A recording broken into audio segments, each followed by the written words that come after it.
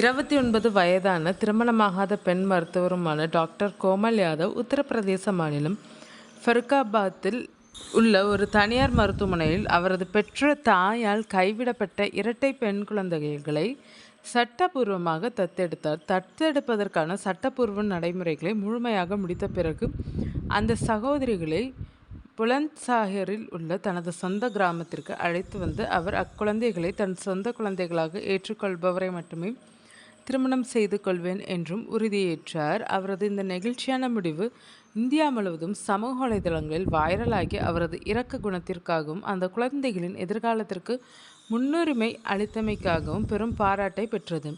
இந்தியாவில் மத்திய தத்தெடுப்பு வள ஆணையத்தின் வழிகாட்டுதல்களின்படி பெண் மருத்துவர்களும் ஒற்றை பெண்களும் சட்டப்பூர்வமாக தத்தெடுக்க அதிக அளவில் முன்வந்து வருகின்றனர்.